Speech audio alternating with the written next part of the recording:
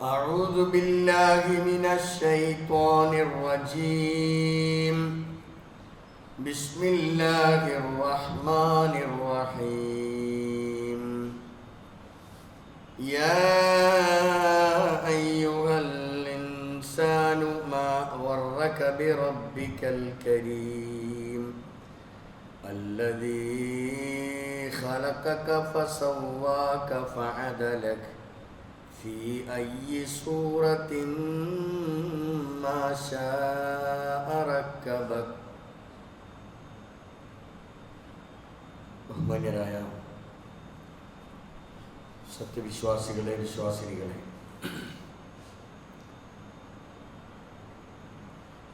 ലോകരക്ഷിതാവായ റബ്ബ് സുബ്ഹാനഹു വ തആലയുടെ നിയമങ്ങളും അവൻ്റെ വിധിവിലക്കുകളും ജീവിതത്തിൻ്റെ ഓരോ ഘട്ടങ്ങളിലും കൃത്യമായി പാലിച്ചുകൊണ്ട് പരമാവധി തഖ്വയിൽ അധിഷ്ഠിതമായി ജീവിതം നയിക്കണേ എന്ന് പ്രത്യേകമായി എന്നോടും എല്ലാവരോടും വസിയത്ത് ചെയ്യുകയാണ്, ഉപദേശിക്കുകയാണ്.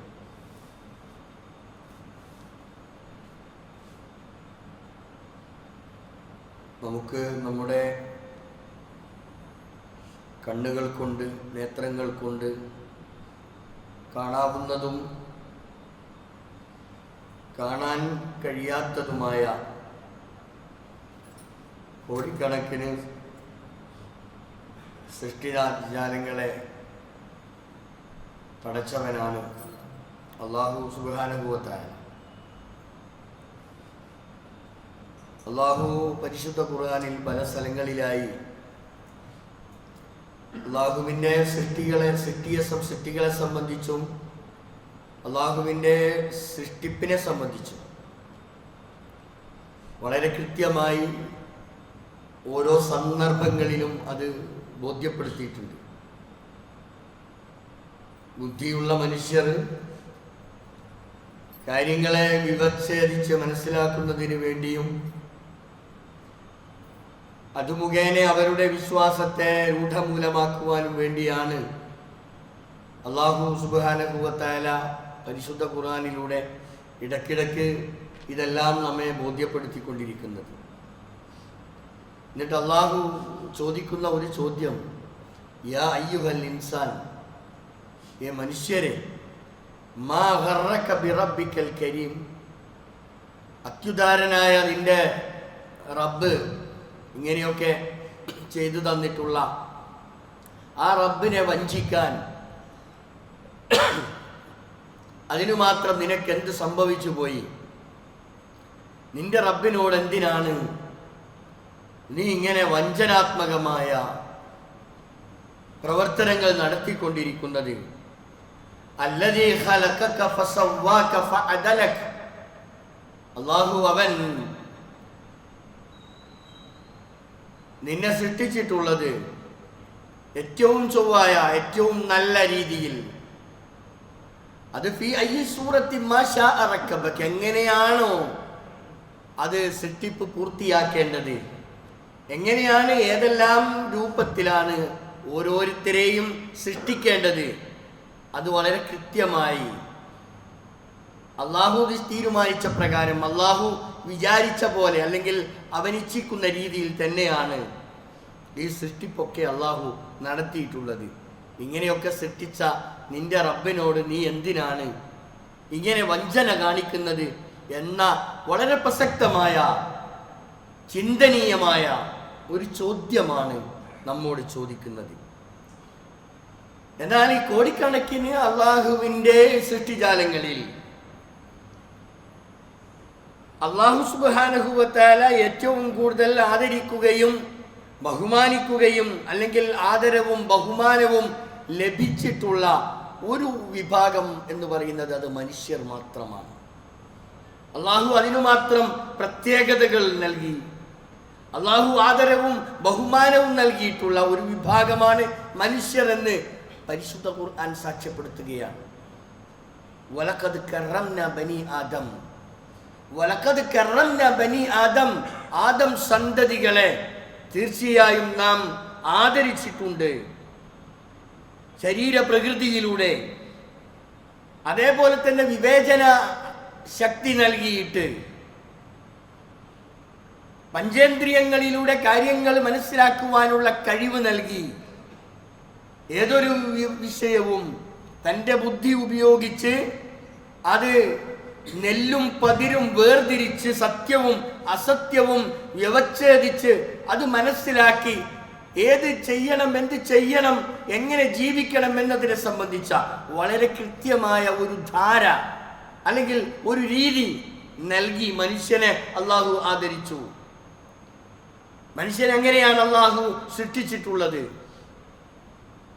എന്നിട്ട് രണ്ട് മാർഗം ഇവിടെ നിശ്ചയിക്കുകയാണ്. രണ്ടു മാർഗം. ഇന്ന ഹദൈനാഹു സബീല ഇമ്മ ശാക്കിറ. ഈ വഴിയിലൂടെ നീ സഞ്ചരിച്ചാൽ നിനക്ക് ശാക്കിറായി ജീവിക്കാൻ കഴിയും, നന്ദിയുള്ളവനാകാം. അതല്ല നീ വഴി തെറ്റിയാണ് ജീവിക്കണമെങ്കിൽ വൈമ കഫൂറ, നിനക്ക് നന്ദി കെട്ടവനായി തീരുവാനും സാധിക്കും. ഇതിനെല്ലാം പര്യാപ്തമായ രീതിയിൽ എല്ലാ സാഹചര്യങ്ങളും നൽകിക്കൊണ്ടാണ് മനുഷ്യനെ അള്ളാഹു സൃഷ്ടിച്ചിരിക്കുന്നത്.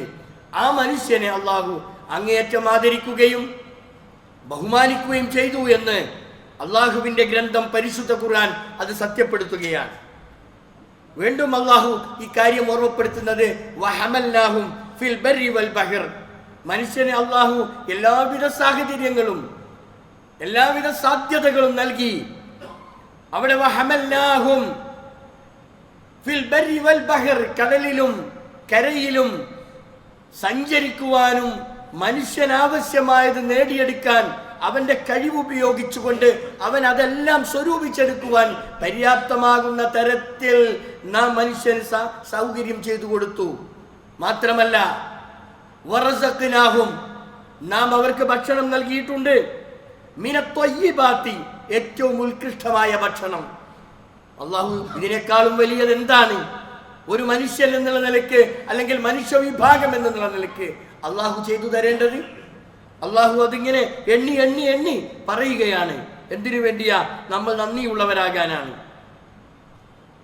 ഇതെല്ലാം നൽകിയിട്ടും ഇതെല്ലാം ലഭിച്ചിട്ടും എന്തുകൊണ്ട് മനുഷ്യൻ നന്ദി കെട്ടവനായി പോകുന്നു?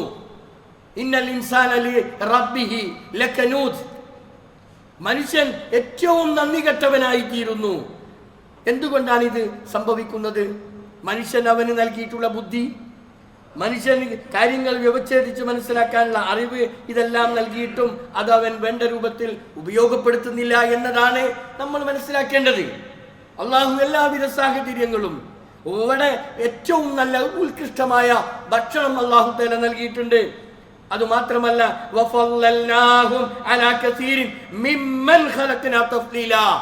നോക്കൂ നിങ്ങൾ, അള്ളാഹു തആല മനുഷ്യരെ മറ്റെല്ലാ സൃഷ്ടികളിൽ വെച്ചും അള്ളാഹുവിന്റെ കോടിക്കണക്കിന് സൃഷ്ടിജാലങ്ങളിൽ വെച്ച് ഏറ്റവും വിശിഷ്ടമായ ശ്രേഷ്ഠത നൽകി ആദരിക്കപ്പെട്ട ഒരു വിഭാഗം ആളുകളാണ് അള്ളാഹുവിന്റെ ഭൂമിയിൽ ജീവിക്കുന്ന മനുഷ്യർ. പക്ഷേ ഇത് അള്ളാഹുവിന്റെ സൃഷ്ടിപ്പിനെ സംബന്ധിച്ച് വിശദീകരിച്ചിടത്തൊക്കെ ഇത് കാണുവാൻ സാധിക്കും. ഏറ്റവും ശുദ്ധമായ പ്രകൃതിയിൽ അള്ളാഹു തആല മനുഷ്യനെ ഏറ്റവും ചൊവ്വായ രീതിയിൽ മനുഷ്യനെ അള്ളാഹു തആല പടച്ചു.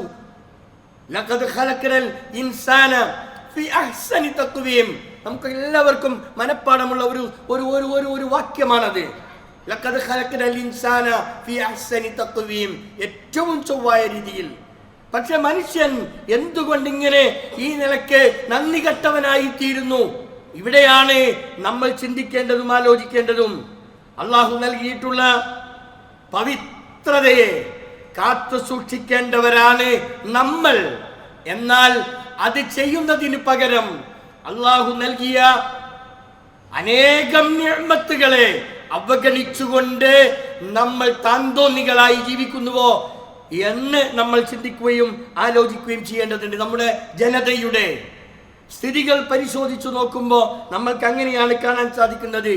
അല്ലാഹു തആല നൽകിയ ജീവൻ, അല്ലാഹു തആല നൽകിയ സമ്പത്ത്, അല്ലാഹു തആല നൽകിയിട്ടുള്ള ഏതൊരു വ്യക്തിക്കും നൽകിയിട്ടുള്ള ഒരു സ്വത്വബോധമുണ്ട്, ഒരു അഭിമാന ബോധം ഉണ്ടാകും.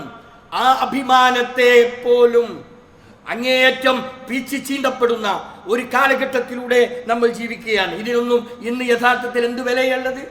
ജീവൻ എന്തെങ്കിലും ഒരു വില ഇന്ന് നമ്മുടെ രാജ്യത്തുണ്ടോ? നമ്മുടെ സമ്പത്തിന്, നമ്മുടെ സ്വത്തിന്, നമ്മുടെ അഭിമാനത്തിന് ഇന്ന് എവിടെയെങ്കിലും വില കൽപ്പിക്കുന്നുണ്ടോ? ഇതിനൊന്നും എവിടെയും ഒരു വിലയുമില്ല. എന്തിനേറെ എന്താ നമ്മുടെ രാജ്യത്ത്, നമ്മുടെ വീടുകളിൽ, നമ്മുടെ ദേശങ്ങളിലൊക്കെ നടക്കുന്നത്? പരസ്പരം മാതാപിതാക്കൾ പരസ്പരം കലഹിക്കുന്ന അന്തരീക്ഷമുണ്ട്. രക്ഷിതാക്കൾ പരസ്പരം കലഹിക്കുന്നതോടൊപ്പം മക്കളും രക്ഷിതാക്കളും പരസ്പരം കലഹിക്കുന്നുണ്ട്. ജ്യേഷ്ഠനും അനുജനും തമ്മിൽ പ്രശ്നങ്ങളാണ്. ആങ്ങളെയും പെങ്ങളും തമ്മിൽ പ്രശ്നമാണ്. എന്നു വേണ്ട എല്ലാ അർത്ഥത്തിലും നമ്മുടെ ഓരോ വീടിൻ്റെയും അകത്തളങ്ങളിലൂടെ നമ്മൾ സഞ്ചരിക്കുമ്പോൾ നമ്മൾക്ക് ഇവിടെ അള്ളാഹു നമ്മൾക്ക് നൽകിയിട്ടുള്ള ഏതെല്ലാം അനുഗ്രഹങ്ങളുണ്ടോ അതിനെയൊക്കെ തന്നെയും നമ്മൾ സ്വയം പിച്ചി ചീന്തുകയാണ്.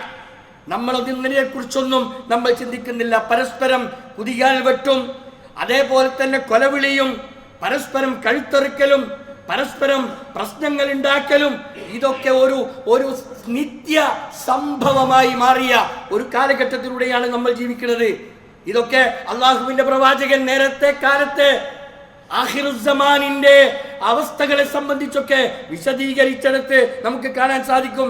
ഇമാം അബൂ ഹുറൈറ റളിയല്ലാഹു അൻഹു റിപ്പോർട്ട് ചെയ്തിട്ടുള്ള ഒരു ഹദീസിലുണ്ട്, വല്ലദി നഫ്സി ബിയദിഹി, എന്റെ ആത്മാവ് ആരുടെ കയ്യിലാണോ അവൻ തന്നെയാണ് സത്യം. ലയതിയന്ന അലന്നാസി സമാൻ, മനുഷ്യർക്ക് ഒരു കാലം വരാനുണ്ട്. ആ കാലഘട്ടത്തിന്റെ സ്ഥിതി എന്താണെന്നറിയോ? ലാ യദ്രി അൽ ഖാതിൽ, ഖാതിലായിട്ടുള്ള മനുഷ്യൻ, കൊലപാതകം നടത്തിയിട്ടുള്ളവൻ, അവൻ എന്തിനാണ് ഞാൻ ഇന്നാലിന്നവനെ കൊന്നത് എന്നറിയാത്ത ഒരു കാലം വരുമെന്നാണ്. മാത്രമല്ല വലയദ്രി അൽ മഖ്തൂൽ, കൊല്ലപ്പെട്ടവനോ അവനും അല അയ്യിൻ കുത്തില, ഞാൻ എന്തിന്റെ പേരിലാണ് ഒരാൾ കൊല ചെയ്യപ്പെട്ടത് എന്നതും അറിയാത്ത ഒരവസ്ഥ. അത് ആഖിറുസ്സമാനിന്റെ ഒരു സ്ഥിതിവിശേഷമായി പ്രവാചകൻ നേരത്തെ പ്രവചിച്ചിട്ടുള്ള, പറഞ്ഞു തന്നിട്ടുള്ള ഒരു കാര്യമാണെങ്കിൽ അത് ഒരു പക്ഷേ ഇന്നും അത് സത്യമായി പുലർന്നിട്ടുണ്ടോ എന്ന് ചോദിച്ചാൽ അങ്ങനെ തന്നെ എന്നെ നമുക്ക് മറുപടി പറയാൻ കഴിയൂ. ആർക്കും അറിയില്ല. ഞാൻ എന്തിനാണ് എൻ്റെ സഹോദരന്റെ മാനം നഷ്ടപ്പെടുത്തിയത്? തൻ്റെ സഹോദരന്റെ അഭിമാനത്തിന് എന്തിനാണ് ഞാൻ ക്ഷതമേൽപ്പിച്ചത്? അറിയില്ല. പരസ്പരം അങ്ങോട്ടും ഇങ്ങോട്ടും ഒന്നും അറിയില്ല. ആ ഒരവസ്ഥയിലേക്ക് നമ്മുടെ രാജ്യത്ത് അധിവസിക്കുന്ന ആളുകൾ നീങ്ങിക്കൊണ്ടിരിക്കുന്നു എന്നതാ. ഇതൊക്കെ ഒരു അന്ത്യനാളിന്റെ അല്ലെങ്കിൽ ആഖിറുസ്സമാനിന്റെ അടയാളങ്ങളായി വിശദീകരിക്കപ്പെട്ട കുറേ സംഗതികളുണ്ട്. അതിൽപ്പെട്ട ഒന്നാണത്. രണ്ടാമത്തെ മറ്റൊരു കാര്യം, അവിവേകികൾ വർദ്ധിക്കുമെന്നതാ. അന്ധവിശ്വാസങ്ങൾ കൊടികുത്തുവാഴുമെന്നതാ. ഇതൊക്കെ നമ്മുടെ രാജ്യത്തെ സ്ഥിതിവിശേഷങ്ങൾ എടുത്ത് പരിശോധിച്ച് നോക്കിയാൽ സാക്ഷര കേരളത്തിൽ പോലും ഉണ്ടാകാൻ പാടില്ലാത്ത സംഭവങ്ങളിൽ നമ്മുടെ ഈ സാക്ഷര കേരളത്തിലില്ലേ? ബുദ്ധിയും വിവേകവും തൻ്റെ ഒക്കെയുള്ള ആളുകൾ അള്ളാഹു സമ്പത്ത് നൽകും. അത് നൽകിക്കൊണ്ട് അനുഗ്രഹമായി കൊണ്ടിരിക്കും, അതുമല്ലെങ്കിൽ പരീക്ഷണമായി നൽകും. ഇത് രണ്ട് രീതിയിൽ മനുഷ്യൻ നൽകും. പക്ഷേ ഈ രംഗത്ത് അന്ധവിശ്വാസം കടന്നു വരുമ്പോ അതാർക്കാ വളം വെച്ചു കൊടുക്കുന്നത്? ജിന്നുമ്മമാരും ജിന്നുകളുടെ ജിന്നു സേവകളുടെ പേരിൽ ആളുകളെ കുപ്പിയിലാക്കി ആളുകളെ അങ്ങേയറ്റം കൊല ചെയ്യപ്പെടുന്ന ഒരു കാലഘട്ടത്തിലൂടെ ജീവിക്കുമ്പോ സാക്ഷര കേരളം നാണിച്ചു പോവുകയാണ്. ഞാൻ സൂചിപ്പിക്കുന്നത് അന്ധവിശ്വാസങ്ങൾ അടിക്കടി വിവരമുണ്ടെന്ന് പറയുന്ന, അറിവുണ്ടെന്ന് പറയുന്ന നമ്മൾക്കിടയിൽ പോലും അമിതമായ ആവേശത്തിന്റെ പേരിലോ അത്യാർത്തിയുടെ പേരിലോ മനുഷ്യൻ അതിന് വശംവദനായിത്തീരുന്നു. നോക്കൂ നിങ്ങൾ, സമീപകാലത്ത് നമ്മുടെ പ്രദേശങ്ങളിൽ, നമ്മുടെ രാജ്യത്തുണ്ടായിട്ടുള്ള ഇത്തരം സംഭവ വികാസങ്ങൾ നമ്മൾ എടുത്ത് പരിശോധിക്കണം. ഇവിടെ ഞാൻ സൂചിപ്പിക്കുന്നത് റസൂലുള്ള പറഞ്ഞ ഈ അന്ധവിശ്വാസങ്ങളുടെ പിറകെ ആളുകൾ ഇങ്ങനെ പോയിക്കൊണ്ടിരിക്കും. അതിന്റെ പേര് അതോടുകൂടി അവിവേകം അതിങ്ങനെ വർദ്ധിച്ചുകൊണ്ടിരിക്കും. ഇതൊക്കെ പറഞ്ഞത് എന്തുമാത്രം സത്യമാണ് എന്ന് നമ്മൾ അറിയണം. അതേപോലെ തന്നെ റസൂലുള്ള വിശദീകരിച്ചെന്ന മറ്റൊരു കാര്യം, ഫിത്നകൾ വർദ്ധിക്കുമെന്നതാണ്. എല്ലാവിധത്തിലുള്ള ഫിത്നകൾ, അത് വ്യക്തിപരമാകാം, കുടുംബപരമാകാം, സാമൂഹികമാകാം, ഏതു മേഖലകളിലും നമ്മൾ എടുത്ത് പരിശോധിച്ച് നോക്കൂ. മക്കൾ പരീക്ഷണമാകുമെന്ന് ഖുർആൻ പറഞ്ഞിട്ടുണ്ട്, സമ്പത്ത് പരീക്ഷണമാകുമെന്ന് ഖുർആൻ പറഞ്ഞിട്ടുണ്ട്. അത് ശരിക്ക് തൻ്റെ ബുദ്ധി ഉപയോഗിച്ച് താനത് മനസ്സിലാക്കാൻ കഴിയണം എന്നതാണ് അള്ളാഹു നമ്മുടെ മുമ്പിൽ വരച്ചു കാണിക്കുന്നത്. അവിടെയാണ് അള്ളാഹു നമ്മളോട് ചോദിക്കുന്ന ചോദ്യം, യാ അയ്യുഹൽ ഇൻസാൻ, ഏ മനുഷ്യ, മാ ഗർറക ബിറബ്ബിക്കൽ കരീം, അത്യുദാരനായ നിന്റെ റബ്ബിനെ ഇങ്ങനെ വഞ്ചനാത്മകമായ ഒരു നിലപാട് സ്വീകരിക്കാൻ നിന്നെ പ്രേരിപ്പിച്ച ഘടകം എന്താണ് മനുഷ്യ എന്ന പരിശുദ്ധ ഖുർആനിന്റെ ചോദ്യം. ഇതിനുത്തരം നമ്മൾ കണ്ടെത്തിയാൽ പ്രശ്നത്തിന് പരിഹാരമാകും. അതേപോലെ തന്നെ ആഖിറുസ്സമാനുമായി ബന്ധപ്പെട്ട് പ്രവാചകൻ സൂചിപ്പിച്ച മറ്റൊരു കാര്യം കൊലപാതകങ്ങളാണ്. നേരത്തെ സൂചിപ്പിച്ചല്ലോ, കൊലപാതകങ്ങൾ ജീവൻ നൽകാൻ, ജീവൻ ഹനിക്കപ്പെടാൻ ആർക്കും കഴിയും, ഒരു ജീവൻ നൽകാൻ ഒരാൾക്കും കഴിയില്ല എന്ന് നമ്മൾ അറിയണം. ഇല്ലല്ലാഹ്, അല്ലാഹുവിനല്ലാതെ. ഈ ഒരു സത്യബോധമാണ് ഏതൊരു മനുഷ്യനെയും നയിക്കേണ്ടത്. അപ്പോ നമ്മുടെ രാജ്യത്തെ കൊലപാതകങ്ങൾ മുമ്പൊന്നുമില്ലാത്ത വിധം വർദ്ധിച്ചു വരുന്നുണ്ട്. ഇവിടെ എന്തിനാണ് കൊല ചെയ്യപ്പെട്ടതെന്നോ എന്തിനാണ് കൊന്നതെന്നോ അറിയാത്ത ഒരു കാലം വരുമെന്ന് അള്ളാഹുവിന്റെ പ്രവാചകൻ പറഞ്ഞത് അതെന്തുമാത്രം സത്യമാണ്. മറ്റൊന്ന് നമ്മൾ അറിയേണ്ടത്, ഏതൊരാൾക്കും സമ്പത്ത് കിട്ടിക്കൊണ്ടിരിക്കുന്നു എന്നതാ. നമ്മൾ പ്രതീക്ഷിക്കാത്ത പലരും ഇന്ന് വലിയ വലിയ സമ്പന്നരാണ്, കോടീശ്വരന്മാരാണ്. അതുകൊണ്ട് തന്നെ അവിവേകികളിലേക്ക് ഈ സമ്പത്ത് കുന്നുകൂടുമ്പോ യഥാർത്ഥമായ ധർമ്മത്തിൽ നിന്ന്, മൂല്യത്തിൽ നിന്ന് വഴിതെറ്റി പോകുന്നു. നമ്മൾ അത് കാണുന്നുണ്ട്. സമ്പത്ത് എങ്ങനെയൊക്കെ കിട്ടുന്ന സമ്പത്ത് അത് ചെലവഴിക്കേണ്ട രീതി എന്താണ് എന്ന് മനസ്സിലാക്കാൻ കഴിയാത്ത ഒരവസ്ഥ. ഒരു കല്യാണം ഉണ്ടാകുമ്പോൾ അതുമായി ബന്ധപ്പെട്ട ഏതെങ്കിലും നിലയ്ക്ക് വിഷയങ്ങളിൽ ഇടപെടുമ്പോ ഇതിന്റെ മഹത്വത്തെ കുറിച്ച് പോലും മനസ്സിലാക്കാതെ ജീവിക്കുന്ന ആളുകൾ നമ്മുടെ രാജ്യത്തില്ലേ. നമ്മൾ അറിയണം, സമ്പത്ത് റസൂലുള്ള പറഞ്ഞെന്താ അറിയോ, മാ അഖ്ശ അലൈക്കുമുൽ ഫഖ്റ, നിങ്ങൾ ദാരിദ്ര്യത്തിലായി എന്നതോ ദാരിദ്ര്യം അനുഭവിക്കുന്നു എന്നതോ എനിക്ക് നിങ്ങളെ കുറിച്ച് പേടിയില്ല. എന്നാൽ വലാകിന്നി അഖ്ശ അലൈക്കും അൻ തബ്സുത ദുനിയ, ദുനിയാവ് നിങ്ങൾക്ക് വിശാലമാകുന്നതിനെ കുറിച്ച് മാത്രമാണ് എനിക്ക് പേടി എന്ന് അള്ളാഹുവിന്റെ പ്രവാചകൻ തന്റെ അവസാന കാലഘട്ടങ്ങളിൽ സമൂഹത്തെ ബോധ്യപ്പെടുത്തിയതാ. അതല്ലേ സത്യം? അതല്ലേ ഇന്ന് നടന്നുകൊണ്ടിരിക്കുന്നത്? അപ്പൊ സമ്പത്തിന്റെ ആധിക്യം എന്ന് പറയുന്നത് അത് ഉണ്ടാകാം, ഖൈറായിട്ടാകാം, ഷർറായിട്ടാകാം. അത് പരസ്പരം മനസ്സിലാക്കാനും അതിനൊക്കെ ഒരു രീതിയുണ്ട്. ആ രീതിയിലൂടെ അത് ചെലവഴിച്ച് അതിൻ്റെതായ ഒരു മാർഗത്തിലൂടെ മുന്നോട്ട് പോകണം എന്നതാണ് ഏതൊരു വിശ്വാസിയും മനസ്സിലാക്കേണ്ടത്. സൂചിപ്പിച്ചതുപോലെ ജീവന്റെ മഹത്വത്തെക്കുറിച്ചോ അതേപോലെ തന്നെ നമ്മുടെ ഈ വളരെയധികം ഇസ്ലാം ഈ വിഷയത്തെ സംബന്ധിച്ച് മഹത്വത്തെക്കുറിച്ച്, ജീവന്റെ മഹത്വത്തെക്കുറിച്ച് ഇസ്ലാമിനെ പോലെ വിശദീകരിക്കപ്പെട്ട ഒരു മതവും ഇന്ന് ലോകത്ത് കാണാൻ സാധ്യമല്ല എന്ന് നമ്മൾ അറിയണം. അതുകൊണ്ട് തന്നെ അള്ളാഹു തആല നൽകിയിട്ടുള്ള ജീവൻ, അള്ളാഹു നൽകിയിട്ടുള്ള മറ്റ് അനുഗ്രഹങ്ങൾ, ഈ വിഷയത്തിൽ വളരെ കൃത്യമായ ഒരു കാഴ്ചപ്പാട് നമുക്കുണ്ടാകണം. ജീവൻ എന്ന് പറയുന്നത് അത് വെറുതെ അങ്ങ് തൊലച്ചു കളയാനുള്ളതല്ല. ഒരിക്കലും അനർഹമായ രീതിയിൽ, ഹറാമായ മാർഗത്തിൽ നിങ്ങൾ അങ്ങനെ ചെയ്യരുത് എന്ന് ഖുർആനിന്റെ കൽപ്പനയുണ്ട്. വലാ തഖ്തുലു അന്നഫ്സല്ലതി ഹറമല്ലാഹു ഇല്ലാ ബിൽ ഹഖ്, ഹക്കിന്റെ മാർഗം, ഹക്ക് അത് വിശദീകരിക്കപ്പെട്ടിട്ടുണ്ട്. അതല്ലാത്ത മാർഗത്തിലൂടെ ഒരാളെയും ഒരു വധം നടത്തുക, കൊല ചെയ്യുക, അതുമല്ല അവന്റെ മാനഹാനി ഉണ്ടാക്കുന്ന തരത്തിലോ മറ്റേതെങ്കിലും വിധത്തിലോ പ്രയാസപ്പെടുത്തുക പോലും ഒരു വിശ്വാസി പ്രത്യേകിച്ച് അവന്റെ ഭാഗത്ത് നിന്നുണ്ടാകാൻ പാടില്ല എന്നതാ. അതുകൊണ്ട് മാത്രമല്ല ഇന്ന് നമ്മൾ കണ്ടുകൊണ്ടിരിക്കുന്ന മറ്റൊരു വിശേഷം എന്താണെന്ന് ചോദിച്ചാൽ, നമ്മുടെ ഈ ന്യൂജൻ പുതിയ തലമുറ എന്തെങ്കിലും ഒരു ചെറിയ വിഷയം വരുമ്പോഴേക്കും പെട്ടെന്ന് ആത്മഹത്യ ചെയ്യുന്ന ഒരു വല്ലാത്ത ഒരു പ്രയാസം ഇന്ന് നമ്മൾ കാണുന്നുണ്ട്. നമ്മൾ വളർത്തിക്കൊണ്ടുവന്ന നമ്മുടെ മക്കൾ, അതാണാവട്ടെ പെണ്ണാവട്ടെ, ആരാണെങ്കിലും ശരി, ജീവന്റെ ജീവനായ നമ്മുടെ മക്കൾ ഒരു നിസ്സാര പ്രശ്നം വരുമ്പോഴേക്കും ജീവിതം അവസാനിച്ച് അതങ്ങ് അവസാനിപ്പിക്കുന്ന തരത്തിലേക്ക് ഖുർആൻ എന്തു പറഞ്ഞു എന്നോ, എന്തുകൊണ്ടാണ് ഇത് നടക്കുന്നത്? യഥാർത്ഥത്തിൽ ഇതിന്റെ ഗൗരവം നമ്മുടെ നാട്ടിൽ, നമ്മുടെ ദേശത്ത്, നമ്മുടെ പ്രദേശങ്ങളിൽ പഠിപ്പിക്കപ്പെടുന്നില്ല എന്നതായിരിക്കാം ഒരുപക്ഷെ ഏറ്റവും പ്രധാനപ്പെട്ട കാര്യം. ഖുർആൻ ഈ വിഷയത്തെ കുറിച്ച് എന്താ പറഞ്ഞത്? വലാ തുൽഖു ഐദിയകും ബിത്തഹ്ലുക, നാശത്തിലേക്ക് നിങ്ങൾ എടുത്തു ചാടരുത്, നിങ്ങൾ അത്തരത്തിൽ നിങ്ങളുടെ ജീവിതത്തെ ഹോമിക്കരുത്, നിങ്ങൾ അപകടകരമായ അവസ്ഥയിലേക്ക് നിങ്ങളെ ജീവനെ വലിച്ചെറിയരുത് എന്നത് ഖുർആനിന്റെ ഭാഷ്യമാണ്. ഇത് നമ്മൾ പഠിപ്പിക്കണം. മതപരമായ വിദ്യാഭ്യാസത്തിലൂടെ മാത്രമേ അത് സാധ്യമാകൂ. അതിനുള്ള സാഹചര്യങ്ങൾ നമ്മുടെ പ്രദേശത്ത് ആര് സംഘടിപ്പിച്ചാലും അതിൻ്റെ കൂടെ നിൽക്കാൻ നമ്മൾക്ക് കഴിയണം. കുട്ടികൾ ഇന്ന് വളർന്നു വരുന്ന തലമുറ അതെവിടേക്കാ പോകുന്നത്? എന്തെങ്കിലും ഒരു ചിന്ത, ഏതെങ്കിലും ഒരു അവസ്ഥ നമ്മൾ മനസ്സിലാക്കണം. നമ്മൾ വിചാരിക്കുന്നത് എന്താ? എൻ്റെ കുട്ടി സുരക്ഷിതമാണ്, എൻ്റെ കുട്ടി സുരക്ഷിതമാണ്, എൻ്റെ വീട് സുരക്ഷിതമാണ്. വെറുതെ വിചാരിക്കുക, അത് വെറുതെ വിചാരിക്കുന്നതാ അല്ല.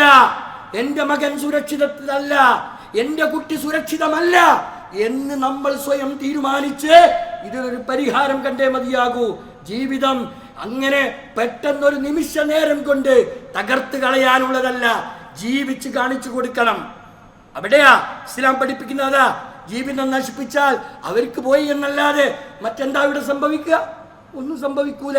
അതുകൊണ്ട് വിശ്വാസരംഗത്തെ കരുത്ത് നൽകി ആർജവത്തോടെ ജീവിച്ച് താനാണെന്ന് തെളിയിച്ചുകൊണ്ട് ഈ ദുനിയാവിൽ ജീവിച്ച് മരണം വരെയും അള്ളാഹുവിന്റെ മാർഗത്തിൽ അടിയുറച്ചു നിൽക്കാനുള്ള കഴിവും പ്രാപ്തിയും തന്റെ ഇടവും ഉണ്ടാക്കി കൊടുക്കാനുള്ള ഉത്തരവാദിത്തം നമ്മൾക്ക് ഓരോരുത്തർക്കുമുണ്ട് എന്ന് നമ്മൾ അറിയണം. അത് മനസ്സിലാക്കണം നമ്മൾ.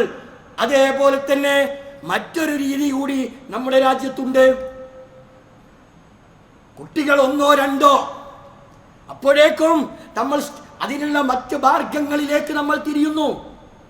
എന്തെങ്കിലുമൊക്കെ ഇന്ന് ആ ഒരു അവസ്ഥയിലേക്ക് പോയി.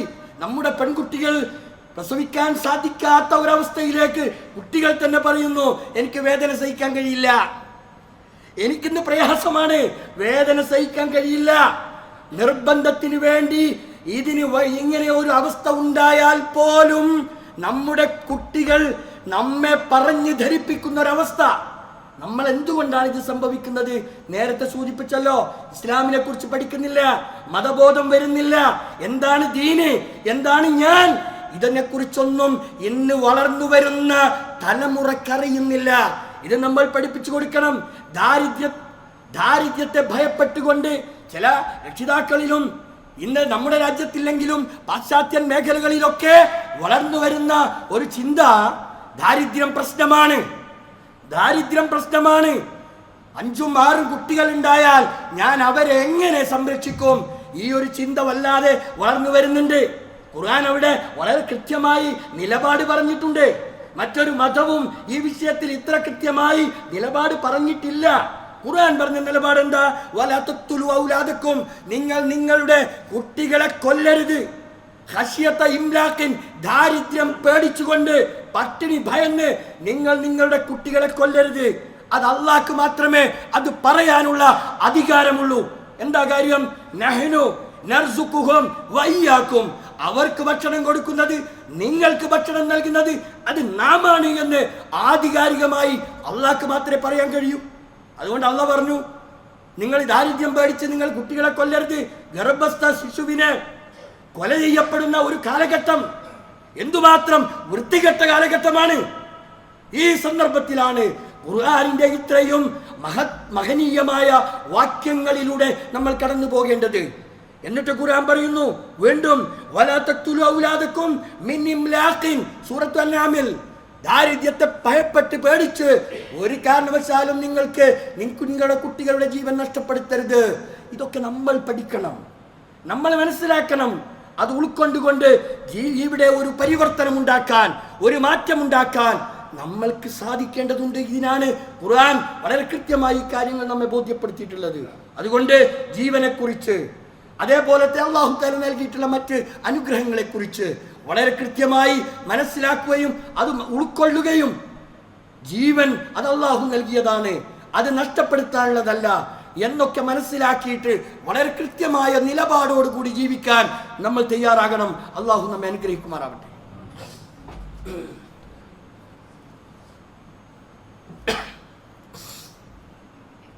അൽഹംദുലില്ലാഹി റബ്ബിൽ ആലമീൻ വസല്ലല്ലാഹു അലൻ നബിയിൽ കരീം വഅലാ ആലിഹി വസഹ്ബിഹി അജ്മഈൻ. അയ്യുഹൽ ഇഖ്വാനു വൽ അഖവാത്ത് ഉസീകും വയ്യായ സാനിയം ബിത്തഖ്വല്ലാഹ്. പ്രിയപ്പെട്ട സഹോദരങ്ങളെ, അള്ളാഹുവിനെ സൂക്ഷിച്ച് അവൻ്റെ വിധിവിലക്കുകളനുസരിച്ച് മുത്തഖികളായി ജീവിക്കണേ എന്ന് ഒരിക്കൽ കൂടി വസിയത്ത് ചെയ്യുകയാണ്, ഉപദേശിക്കുകയാണ്. ഓരോ ദിവസവും പത്രങ്ങളിലൂടെ അല്ലെങ്കിൽ മീഡിയകളിലൂടെയൊക്കെ നമ്മൾ അറിഞ്ഞുകൊണ്ടിരിക്കുന്ന വാർത്തകൾ ഏറെ വിഷമിപ്പിക്കുന്നതും സങ്കടപ്പെടുത്തുന്നതുമായ വിവരങ്ങളാണ് നമ്മൾ അറിയുന്നത്. അള്ളാഹു ജീവൻ നൽകിയിട്ടുണ്ടെങ്കിൽ ആ ജീവനെ തിരിച്ചെടുക്കാനുള്ള അവകാശവും അള്ളാഹുവിന് മാത്രമാണ്. നിശ്ചിത സമയം വരുമ്പോൾ ഓരോരുത്തർക്കും നിശ്ചയിക്കപ്പെട്ട ഒരു അവധിയുണ്ട്. ഇദാ ജാ അജലുഹ, ആ അവധി എത്തിക്കഴിഞ്ഞാൽ ഒരു സെക്കൻഡ് പോലും അവിടെ മാറി നിൽക്കാൻ കഴിയില്ല എന്നത് ഖുർആൻ ബോധ്യപ്പെടുത്തുന്ന കാര്യമാണ്. കുല്ലു നഫ്സിൻ ദാഇഖത്തുൽ മൗത്ത് എന്ന ഖുർആനിൻ്റെ കൽപ്പനയും അതാണ്. എല്ലാ ആത്മാവും, എല്ലാവരും മരണത്തെ പുൽകേണ്ടി വരും, അതിലൊരു സംശയമില്ല. എന്നാൽ അപകടകരമായ മരണങ്ങൾ വർദ്ധിച്ചു വരുന്നുണ്ട് എന്നത് നമ്മയൊക്കെ ഏറെ സങ്കടപ്പെടുത്തുന്ന കാര്യമാണ്. ഇന്നലെ നമുക്കറിയാം, പിഞ്ചുമക്കൾ നമ്മുടെയൊക്കെ വീട്ടിൽ നിന്ന് പുറത്ത് സ്കൂളിലേക്ക് പോകുന്ന നമ്മുടെ മക്കൾ വൈകുന്നേരം തിരിച്ചു വരുന്നതും കാത്ത് വീടിൻ്റെ ായിൽ വന്ന് കാത്തു നിൽക്കുന്ന ഒരു ഉമ്മയുടെ വേദനയെ അത് നമ്മൾക്ക് വിശദീകരിക്കാൻ കഴിയില്ല. 5 മിനിറ്റ് വൈകിയാൽ ഉടനെ തന്നെ ടീച്ചറെ ഫോണിൽ വിളിച്ച് കാര്യമന്വേഷിക്കുന്ന ഒരു കാലത്താണ് നമ്മൾ ജീവിക്കുന്നത്.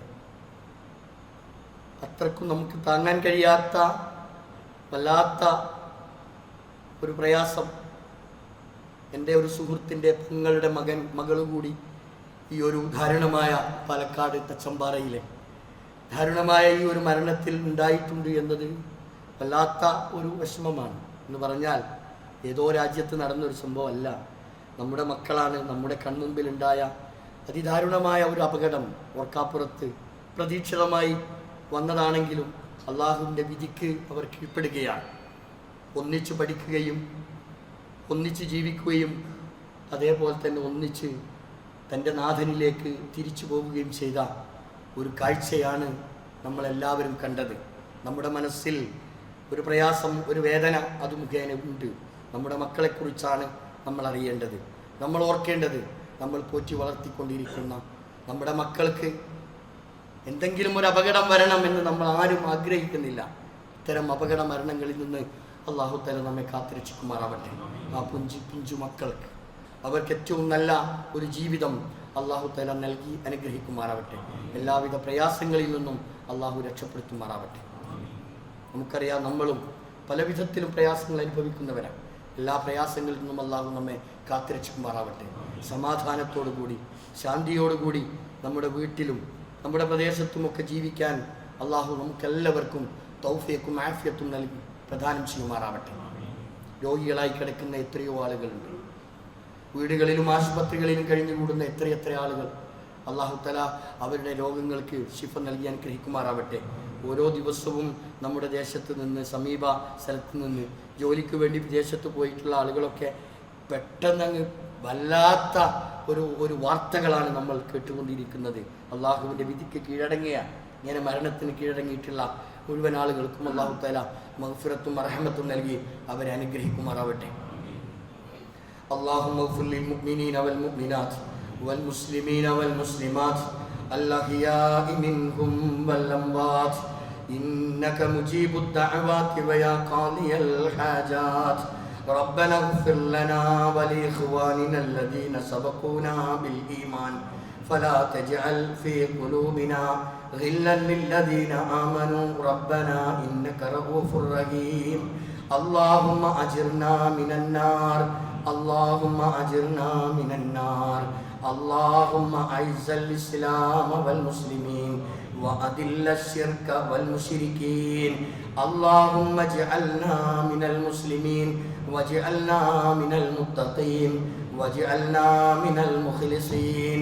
اللهم مقلب القلوب ثبت قلوبنا على دينك. اللهم مصرف القلوب صرف قلوبنا على طاعتك. ربنا هب لنا من أزواجنا وذرياتنا قرة أعين واجعلنا للمتقين إماما. ربنا تقبل منا صلاتنا وسائر أعمالنا يا رب العالمين. ربنا آتنا في الدنيا حسنة وفي الآخرة حسنة وقنا عذاب النار.